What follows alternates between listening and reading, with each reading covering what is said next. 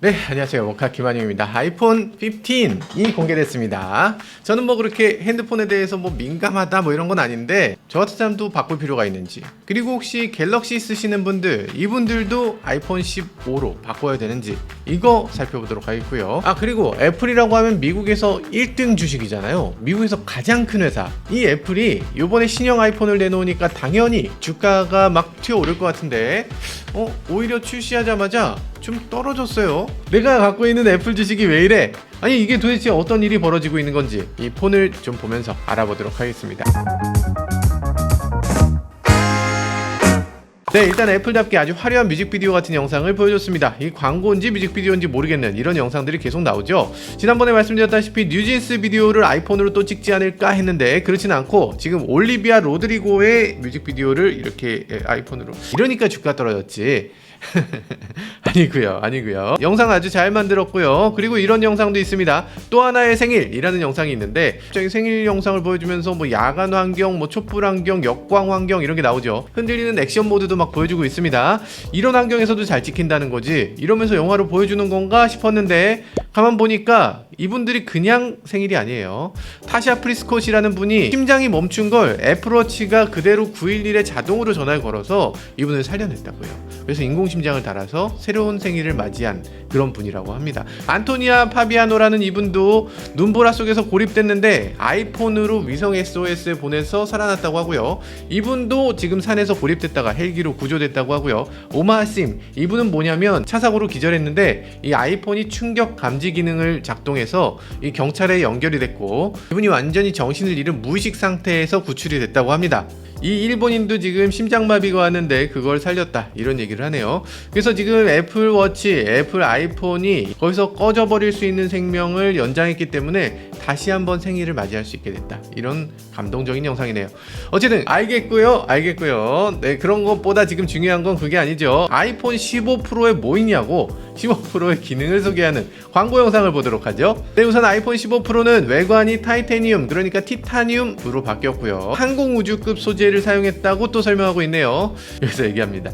아니, 그게 뭐 돼? 니 뭐 돼? 이렇게 얘기하죠. Is that even a thing? 뭐가 되느냐 하면 여기서 얘기합니다. 아이폰 프로 중에서 가장 가벼운 아이폰이다. 20g 가벼워졌다고 해요.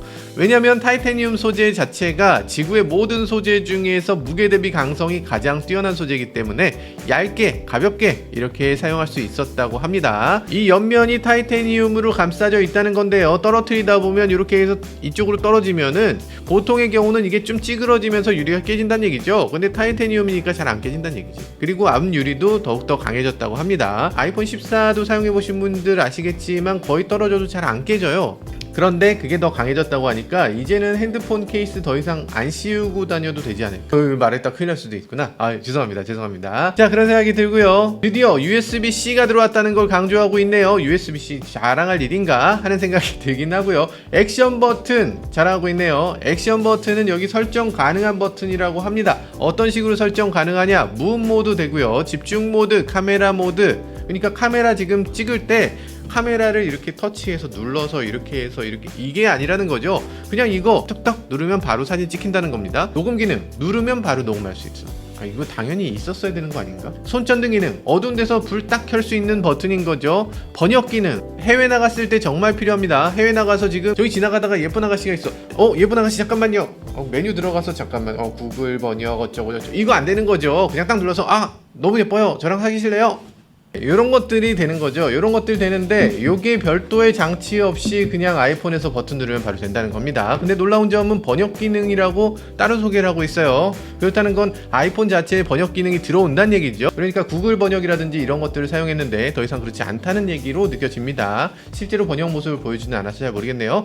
자, 확대경 기능도 있다고 합니다. 노인들이라든지 이런 경우는 글씨 같은 거 봐야 될 때 돋보기를 막 꺼낸다거나 확대경 모드로 들어간다거나 이거 하지 않고 그냥 눌러서 바로 볼 수 있다 라는 거예요. 그리고 단축키 기능을 지원한다고 하는데요. 숏컷이라고 하는 기능인데 옛날엔 오토메이션이라고 했던 기능이죠. 그러니까 자동화 기능이에요. 뭐 예를 들어서 테슬라의 보닛을 열겠다, 뭐 이런 것들을 이 단축키에다 넣을 수 있다는 거예요. 내 차에 가서 차 문이 열리게 할래, 그걸 이 버튼 눌러서 할 수 있도록 하겠다, 라는 겁니다. 근데 차가 먼저 이 애플 앱을 그대로 지원을 해야 되는 거지. 네, 그런 것들을 버튼 눌러서 할 수 있도록 만들겠다는 얘기예요. 자동차에서 되게 편리하겠는데? 아시겠지만 요즘 들어서 자동차들은 차키를 갖지 않아도 아이폰만 들고 있어도 아니면 뭐 안드로이드 폰을 들고 있어도 UWB를 이용해서 차에 가까이 가면 저절로 문이 열리는 기능, 시동이 걸리는 기능, 아니면 여러 가지 다른 기능들을 할 수 있도록 만들고 있는데 그런 것들에도 유용하게 사용할 수 있을 것 같습니다. 그리고 아이폰 15 프로의 경우는 A17 프로, 이거 엄청난 칩이죠. 이거 엄청난 칩인데 기존까지는 사실 3나노 공정을 사용하고 있는 칩은 없었어요. 지금 TSMC가 만들어낸 3나노미터 칩, 야, 이걸 사용하고 있다고?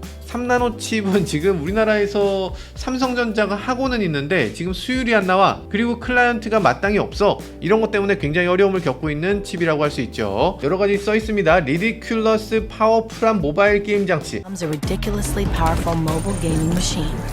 같은 소리 한다. 아니, 리디큘러스 갑자기 왜 나와? 어처구니 없다는 뜻이 스마트폰에서 전혀 본 적 없는 더 퀄리티 높고 풍부하고 몰입감 있는 게임 세계가 펼쳐진다, 이렇게 얘기하는데 뭐 얼마나 또 몰입감 있는 게임을 만들겠다는 건지. 어쨌든 똑같은 게임을 할 때 좀 더 빠르게 할 수 있다, 이 정도는 확실할 것 같습니다. 어떤 분들은 게임에 대해서 와 진짜 좋다 라고 생각하시는 분들 계시겠지만 저는 게임이 여기서 뭐 엄청나게 좋아지는 게 그게 무슨 의미가 있나 싶은 생각이 살짝 들긴 하는. 게임 중요해요?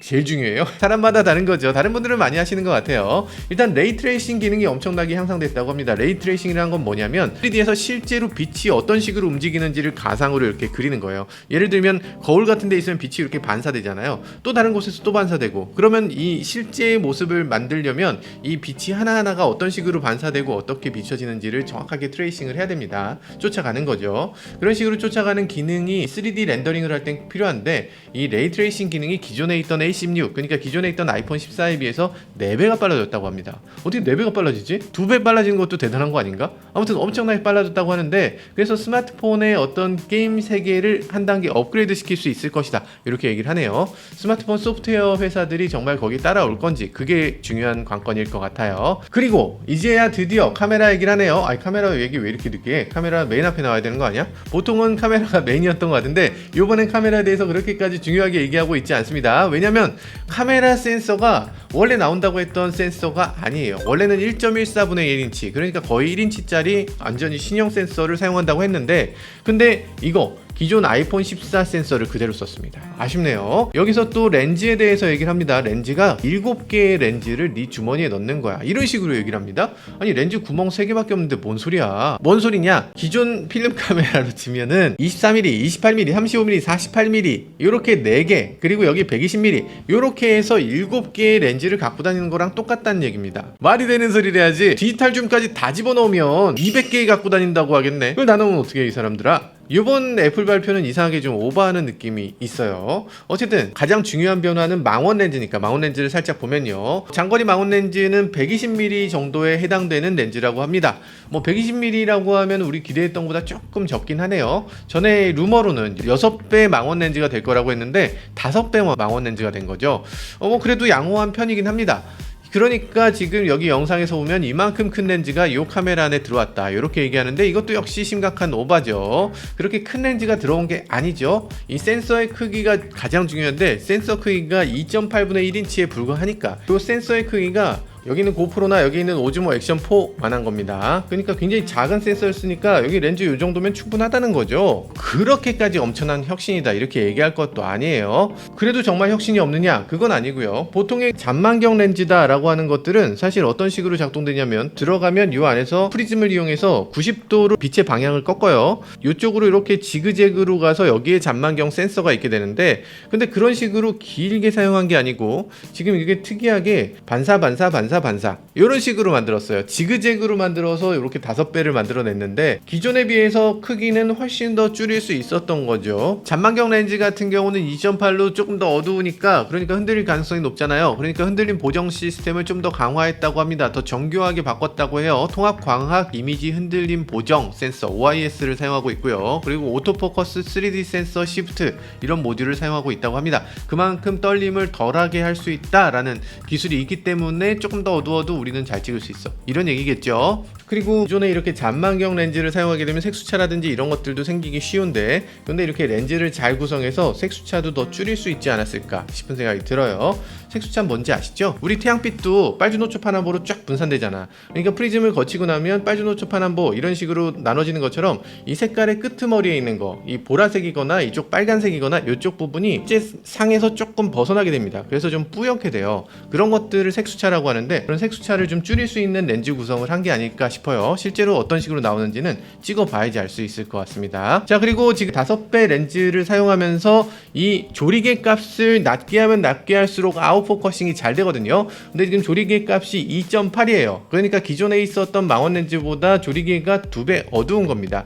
기본 렌즈는 역시 24mm인데 24mm도 밝기는 1.8. 그러니까 1.8에 비해서 2.8은 2배가 어두운 거기 때문에 그만큼 아웃포커싱에도 불리하고, 그리고 찍었을 때 흔들림도 2배 더 흔들리게 되는 거죠. 2배 어둡다는 거는 그만큼 노출을 2배 길게 해야 된다는 겁니다. 그러니까 사진을 찍을 때 2배 길게 하면 그만큼 흔들리게 되는 거죠. 125분의 1초로 찰칵 찍으면 안 흔들릴 수 있잖아요. 근데 60분의 1초 찰칵 하게 되면 찰칵 하는 동안에는 어쨌든 흔들릴 거잖아.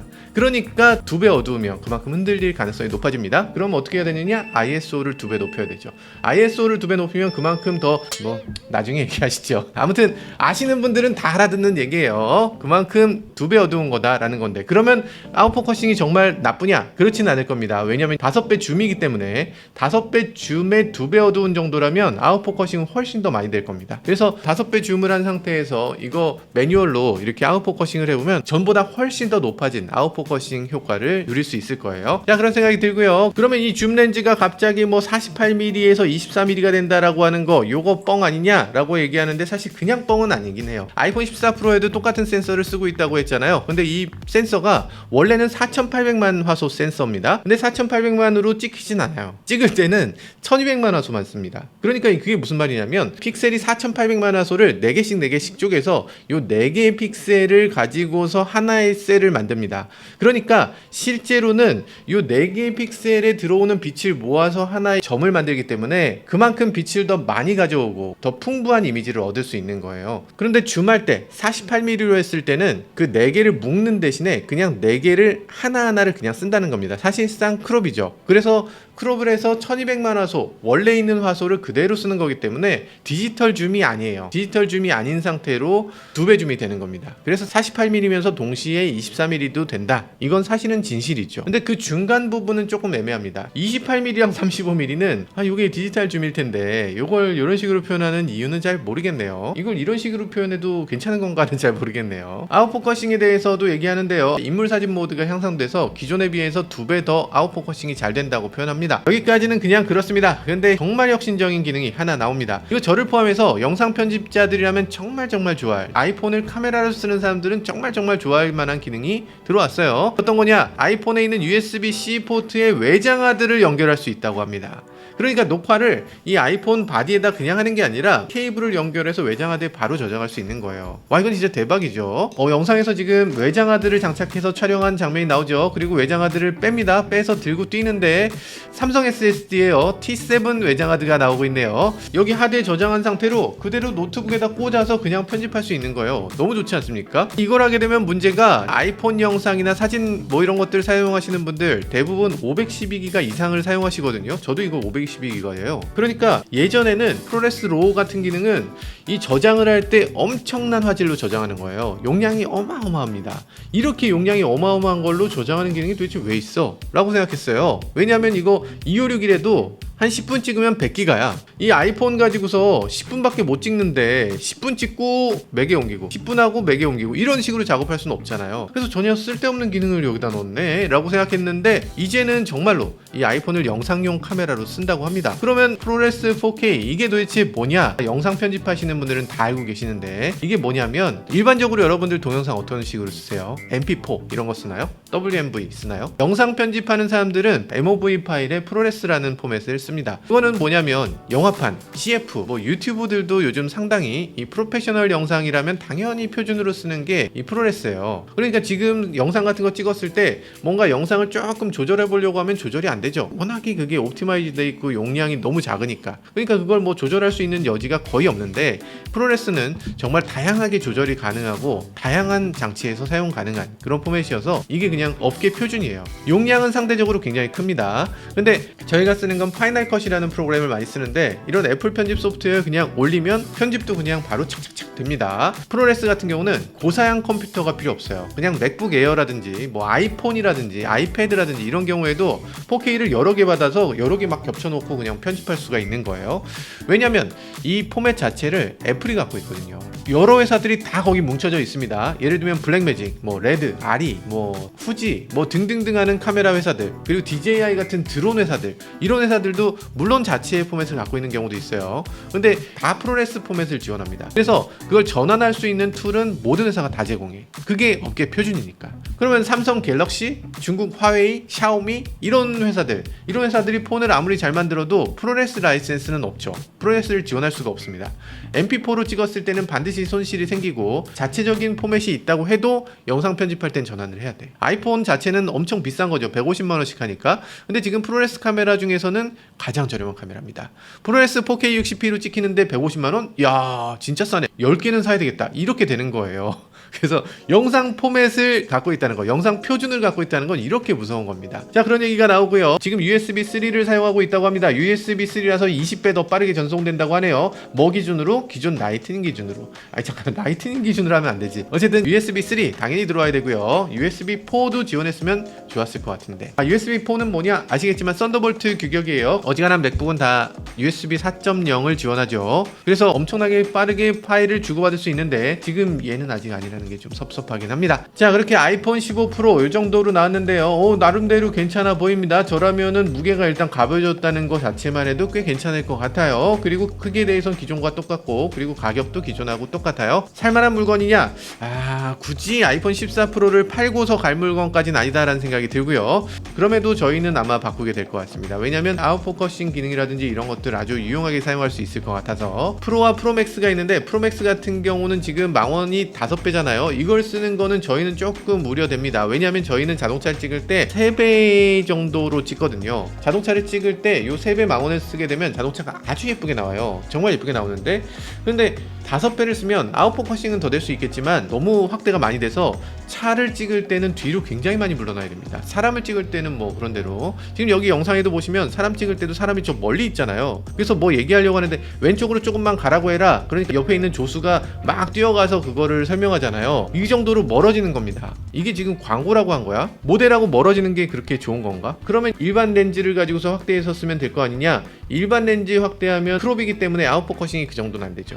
그렇기 때문에 저는 3배 망원이 굉장히 유용하게 사용되는 것 같고요. 그래서 프로 맥스보다는 프로를 그냥 쓰는 게 저한테는 맞을 것 같네요. 그리고 아이폰 15도 간단하게 보여줍니다. 아이폰 15도 다이내믹 아일랜드가 들어왔다고 해요. 다이내믹 아일랜드 뭐냐면 위에 이렇게 나오는 거죠. 음성 녹음 같은 거 할 때 이런 식으로 딱 나와요. 전화 통화할 때라든지 이런 것들 다 나옵니다. 이어폰을 꼈을 때라든지 음악을 들을 때라든지 이런 경우에 특히 내비게이션을 할 때도 보여주죠.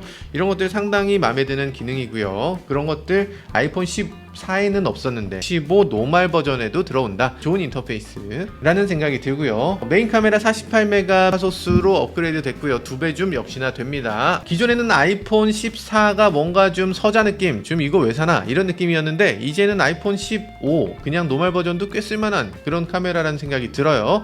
그리고 여러가지 보여주고 있는데 여기 이런 것도 있습니다. 화살표로 여러 번 방향을 보여주고 있어요. 여기 보면 저쪽으로 가서 비행기 타라 이런 얘기가 나오죠. 실내에서 방향을 제대로 안내해주고 있는 걸 보여주는 겁니다. 이건 UWB라고 해요. 울트라 와이드 밴드라고 해서 이 핸드폰이 어떤 방향을 가리키고 있는지를 정확하게 알려주는 기능입니다.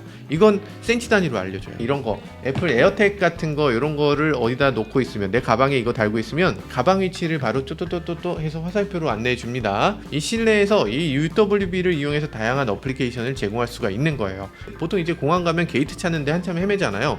그 게이트 위치를 이렇게 안내해 주는 겁니다. 저쪽이 네 게이트야. 저쪽으로 100m 가면 있어. 이런 식으로.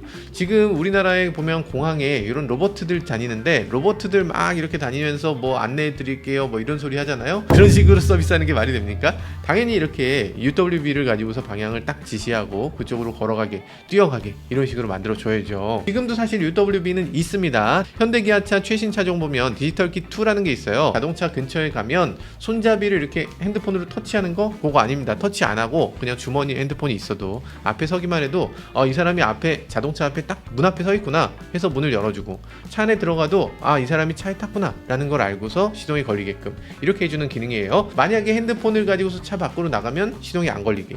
그러니까 이거는 자동차에 아닌지 바뀐지 아니면 자동차에 몇 미터나 가까이 왔는지 이걸 정확하게 알아야만 될 수 있겠죠. 이렇게 되면 사용할 때가 굉장히 많겠죠. 예를 들어서 내 차 찾기에 사용할 수 있을 것 같아요. 자동차가 지금 UWB를 지원을 하는 거잖아요. 그러면 내 차가 도대체 어디 있는 거야 하고 이렇게 또 했을 때, 정말 마트에서 주차장에 차들 꽉 차 있을 때 내 차 어디 있는지 까먹잖아요. 이렇게 하면은 방향을 딱 알려주는 거죠. 이쪽이구만, 여기에 50m 떨어져 있습니다 하고 탁탁탁 걸어가면 되겠죠. UWB를 통해서 여러 가지 것들을 할 수 있는데, 이번에는 비전 프로에 대해서도 살짝 보여줬습니다. 비전 프로는 내가 쓰고서 움직일 수 있는 이런 환경을 줘야 되잖아요. 3D 느낌도 줘야 되고, 그래서 아이폰으로 찍은 거를 이 두 개의 카메라 렌즈를 이용해서 3D처럼 입체 느낌이 느껴지도록 만들어준다고 합니다. 네, 이번에는 새로 나온 애플 워치에 대해서 얘기해보죠. 워치 9이 나왔는데요. 영상을 보면요, 잠깐 자다가 삐리디 하는데 거기서 손가락을 띡띡 한다고, 오이씨 이게 어떻게 되는 거야, 와 매직 핑거라는데 이게 어떻게 되는 거지? 라고 생각하는데, 사실 원래 됐어요. 원래 됐는데, 원래 되는 기능은 어떤 용도였냐, 손쉬운 사용에 있었습니다. 그러니까 이거 동작이 어려운 분들이 이렇게 눌러서 yes, no 이런 것들을 할 수 있도록 만든 거예요. 그러니까 시계를 가지고서 요 밑에 센서가 있잖아요. 요 센서로 여기 근육이 어떤 식으로 움직이는지를 센싱하고서 이걸로 입력 장치로 사용한다는 겁니다. 장애인용 기능이었는데 굉장히 많은 사람들이 이걸 실제로 사용을 그냥 했습니다. 저도 이거 손쉬운 사용했고요. 정말 신기하거든. 이거 좀 잘 되면 좋겠다 라고 생각했는데, 셀카를 찍을 때도 활용하고 있네요. 카메라를 이렇게 놓고서 이쪽에서 이걸 누르면 찰칵하고 내 사진을 찍어준다는 거죠. 지금 미국인 것 같은데, 미국에서 이렇게 하면 어떻게 됩니까? 누군가 폰을 훔쳐가겠죠. 훔쳐갈 것 같은데, 이거 코리아에서 나올 수 있을 것 같은데, 아무튼 실내에서 하면 되니까 실내에서. 자, 그런 생각이 들고요. 일단 이 워치의 밝기가 밝아졌습니다. 엄청나게 밝아져서 2000니트를 보여줍니다. 와, 밝기 2000니트면 어느 정도예요? 햇빛이 중천에 떠있는 떼약볕에서 12시 떼약볕에서도 잘 보이는 게 2000니트입니다. 정말 어마어마하게 밝은 거죠. 배터리 라이프도 길어졌다고 하는데 올데이 배터리 지원한다고 합니다. 당연히 돼야지. 아니 올데이 배터리 안 되면 어떡해. 올데이 배터리라는 얘기를 지금 아이폰에서도 쓰고 여기서도 쓰고 있는데, 아마도 배터리 라이프가 더 길어졌다는 얘기 같아요. 정확하게는 18시간을 간다고 되어 있습니다. 전에는 안 됐나? 전에는 안 됐던 게 굉장히 신기하네. 당연히 가야 되는 걸 무슨 자랑이라고 이렇게 하나 싶은 생각이 들어요. 잘 보면 화면은 커졌고요. 베젤은 좁아졌고, 당연히 필요한 것들을 이렇게 해주고 있네요. 실제로 좀 더 커지면서 여러 가지 정보들을 더 효과적으로 보여주는 것 같아요. 제 느낌에는 약간 장난감 같은 느낌도 조금 더 생긴 것 같긴 한데, 어쨌든 요즘은 거의 모든 사람들이 다 애플워치를 갖고 있으니까 초기처럼 이건 장난감 같아 난 싫어 이런 사람들은 별로 없을 것 같습니다. 그냥 이게 디폴트고, 다른 시계를 차면은 저 왜 애플 시계 안 찼어 뭐 이런 느낌이 드는 정도니까요.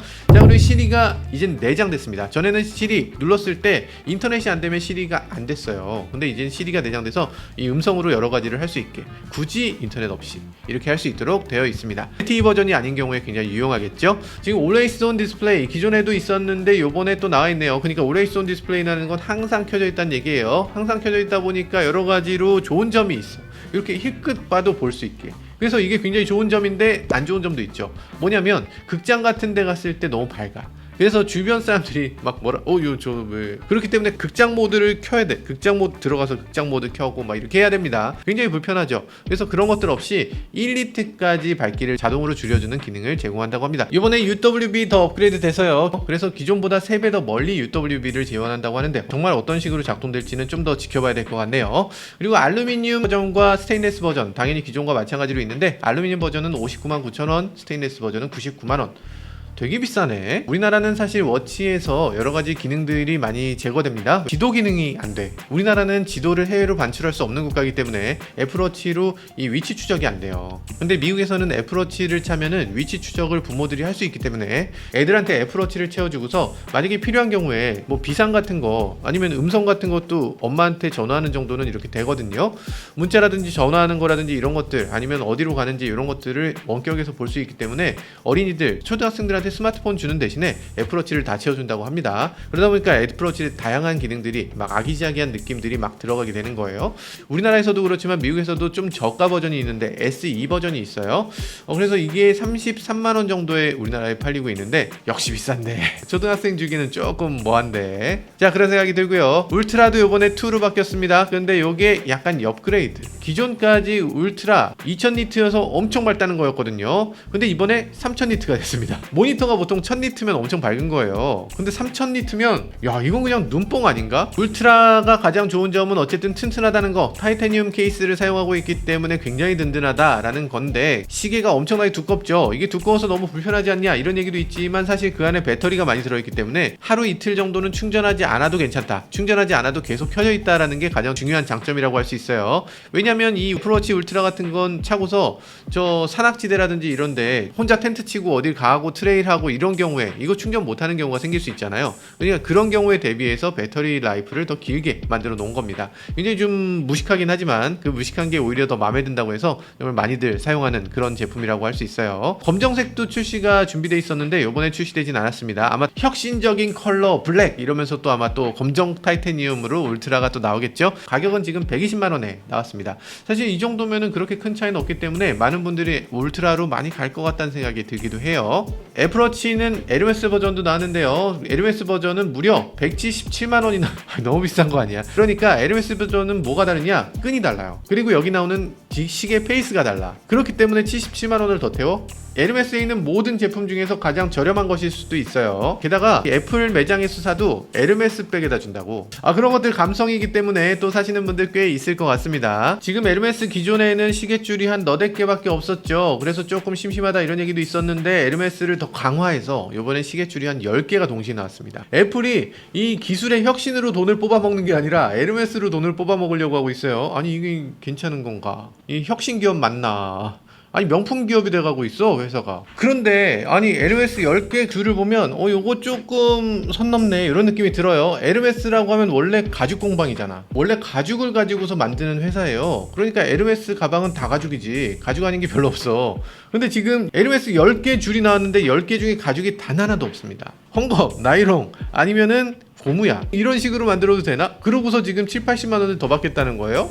그래도 열광한다고 합니다. 미국에 있는 애플 팬들 상당수는 드디어 애플이 탄소 중립을 하는구나, 드디어 가죽에서 탈피하는구나 이러면서 오히려 응원을 했다고 해요. 이번에 케이스에 대해서도 소개가 있었습니다. 케이스에서 혁신을 이뤘다고 해요. 어떤 식의 혁신을 이뤘냐? 전에는 가죽 케이스가 있었는데 이제 가죽 케이스를 다 없앴다고 합니다. 야, 그게 혁신이면은 동대문 시장 낙가마 분들은 혁신의 선봉 주자셔. 동대문 시장에 앉아 계신 분들 다 혁신이셨어. 우리나라 70년대 동대문 시장은 그럼 뭐 혁신의 메카였나? 다 인조가죽이었어. 천연가죽 얘기가 나와서 말인데 그 애플 지갑 있잖아요. 지갑 요거 좀 제대로 좀 만들어 주세요. 제발 좀. 이거 잘 빠지지도 않고 요 사이에 요거 갈라져서 여기 엉뚱한 데로 들어간다고. 인조가죽으로 하실 거면 최소한 다이소 인조가죽보단 좀 좋게 만들어 주셨으면 좋겠어요. 이거 다이소보다 안 좋아 이게. 요즘 들어서 인조가죽을 인조가죽이라고 부르지 않죠. 비건 레더라는 표현을 씁니다. 비건 레더라는 건 뭐예요? 비건도 아니고 레더도 아니죠. 그러면 그냥 가죽 느낌 안 나게 하지 왜 굳이 인조가죽으로.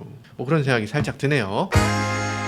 그러면 애플 신형 아이폰 가격이나 출시 시기는 어떻게 되느냐 나왔습니다. 아이폰 15는 125만원에서 시작합니다. 15 플러스는 135만원, 아이폰 15 프로는 155만원, 아이폰 15 프로 맥스는 190만원입니다. 저라면 이 중에 하나 선택하라면 프로를 선택할 것 같은데, 프로 같은 경우는 128기가거든요 프로 256 같은 경우는 170만원이에요 그러니까 256하고 한 20만원 차이면 프로 맥스, 그럼 프로 맥스로 갈까? 이런 얘기가 나오게 되겠죠. 그렇지만 저는 작은 바디를 좋아하기 때문에 프로 256을 선택할 것 같네요. 프로 128은 선택하기가 애매해. 왜냐면 기존에 이미 여기 들어있는 게 256기가가 돼요.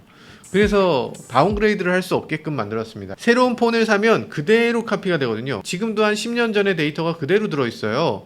그러다 보니까 계속 쌓이고 쌓여서 이제는 256기가 안 하면은 부족해져. 그런 정도로 만들어 놨습니다. 이게 애플 생태계라는 게 이렇게 한번 발을 들이면 빠져나갈 수 없게끔, 그리고 점점 용량을 높이게끔 이렇게 만들어 놨는데, 뭔가 공짜인 줄 알고 썼던 거지 나중에 보니까 공짜가 아니었더라, 이런 경우가 계속 생기네요. 자, 한국은 그럼 언제 출시할 것이냐? 한국은 요번에 1차 출시국 아니고요 2차 출시국도 아닙니다. 안타깝게도 2차 출시국에도 포함되지 않았어요. 10, 11, 12가 4분기니까 10월달 출시해서 실적을 쫙 올려보겠다, 이런 심정으로 통신사가 이걸 조금 미루고 있다, 이런 소문도 있어요. 정확한 이유는 아무도 모르지만요. 어쨌든 우리나라에서는 10월이나 돼야 살 수 있다. 그리고 이번 아이폰에 아주 특별한 변화가 있습니다. 뭐냐면 기존에는 아이폰은 전량 모두 다 중국에서 생산하는 거였어요. 아시겠지만 폭스콘 공장에서 생산했었죠.